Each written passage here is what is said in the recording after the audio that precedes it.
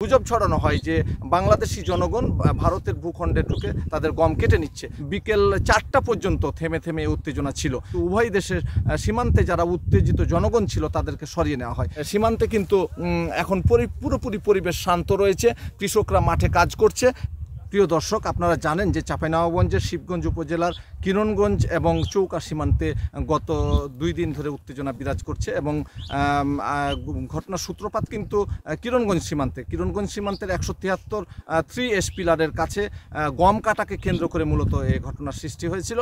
এবং ওইখানে যখন ভারত থেকে একটি গুজব ছড়ানো হয় যে বাংলাদেশি জনগণ ভারতের ভূখণ্ডে ঢুকে তাদের গম কেটে নিচ্ছে, মূলত তখন ভারতের 300-400 লোক বাংলাদেশের অভ্যন্তরে প্রবেশ করে এবং বাংলাদেশের জনগণও পাল্টা তাদের প্রতিহত করে এবং এইভাবেই কিন্তু সংঘর্ষের সূত্রপাত হয়। পরবর্তীতে বিজিবির পক্ষ থেকে কিন্তু পরিস্থিতিটা স্বাভাবিক করে নেওয়া হয় এবং এর জের ধরে কিন্তু 1 কিলোমিটার দূরে চৌকা সীমান্তে যে কাঁটাতারের বেড়া না থাকা যে জায়গাটি রয়েছে সেখান দিয়ে কিন্তু ভারতীয় যে সীমান্তবাসী রয়েছে, বিশেষ করে এই ঘোষ এবং চাই সম্প্রদায়ের লোকজন, তারা বাংলাদেশে অনুপ্রবেশ করে এবং বেশ কিছু আম গাছ এবং ফসলের ক্ষেত নষ্ট করে। এরপরই কিন্তু মূলত উত্তেজনার সৃষ্টি হয় এবং বিকেল 4টা পর্যন্ত থেমে থেমে উত্তেজনা ছিল এবং 4:30টার দিকে যখন পতাকা বৈঠক অনুষ্ঠিত হয় 2 দেশের ব্যাটালিয়ন পর্যায়ে, তখন তাদের মধ্যে একটা আশ্বাস দেওয়া হয় উভয় পক্ষের মধ্যে থেকে যে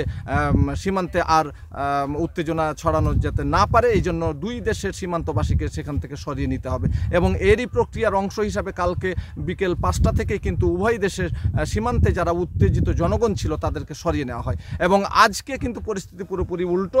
আমরা যদি আপনাকে দেখানোর চেষ্টা করি, আপনাদের যে সীমান্তে কিন্তু এখন পুরোপুরি পরিবেশ শান্ত রয়েছে, কৃষকরা মাঠে কাজ করছে এবং বিজিবির পক্ষ থেকে টহল বাড়ানো হয়েছে এবং আপনারা নিশ্চয়ই দেখতে পাচ্ছেন যে ক্ষেতের বিভিন্ন জায়গায় বিজিবির শক্ত একটা অবস্থান রয়েছে এবং তাদের নজরদারি রয়েছে এবং তারা কিন্তু পর্যবেক্ষণে রেখেছেন যেন ভারত থেকে কোনোভাবে আর কোনো বিশৃঙ্খলা সৃষ্টি করতে না পারে। একইভাবে বাংলাদেশের ভিতরে যে সীমান্তবাসী রয়েছে তারা যেন উত্তেজিত হয়ে সীমান্ত এলাকায় না প্রবেশ করতে পারে।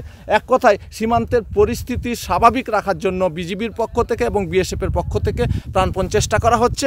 একনল হ্যান্ড ওয়াশ 100% প্যারাবেন ফ্রি, তাই নিরাপদ হাতের জন্য আস্থা রাখুন একনলে।